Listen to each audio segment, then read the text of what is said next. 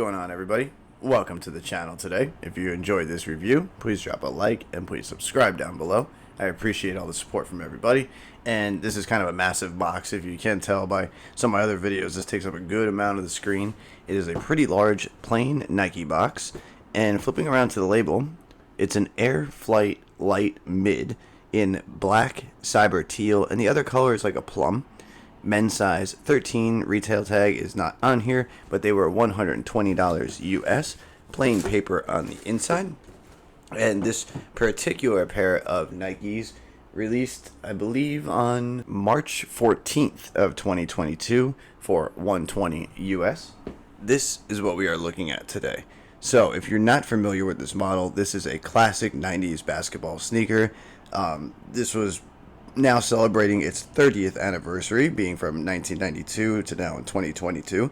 If you are not familiar with the endorsement behind this sneaker, originally in 1992, I believe the players endorsing this were Scottie Pippen of the Chicago Bulls and Chris Mullin, who I believe at the time was on the Golden State Warriors, and you'll see them in their respected team jerseys in the photos. And this is a classic sneaker. I think in this colorway it looks really, really clean. We have an entire black nubuck upper going across the sneaker, nubuck on the swoosh, a little perforation on the mid panel here of the nubuck, and a little perforation up here on the ankle by the nubuck. But because of the lining, there is not much breathability on the ankle area, but there is a little breathability here on the upper and the toe box, because you can see the perforation right there in the holes. Your midsole is painted black. You have a little bit of that blue going here, which they're calling a cyber teal. It looks more blue to me than a teal, but they're calling it cyber teal. And the outsole contains that nice bright plum color. Once again, I think with the plum and the cyber teal blue and the black, the color combo on here is really, really clean. And I think these are actually really nice for spring, even though they're black.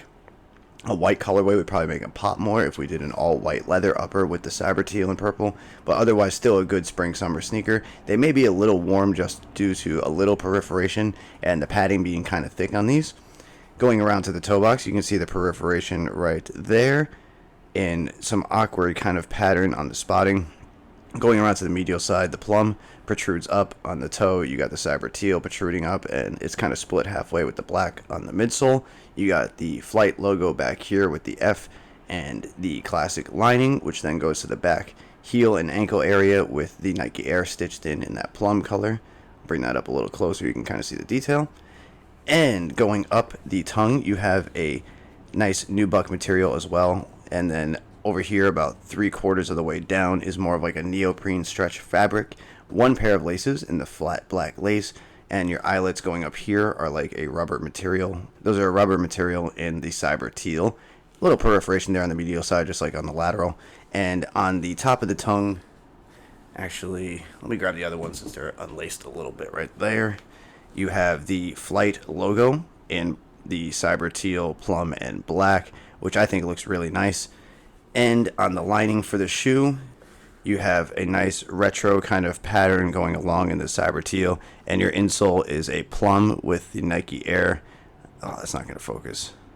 And it's kind of like a cyber teal silverish color. It's a little bit different than the cyber teal you see around here, and the blue you see underneath the tongue right there.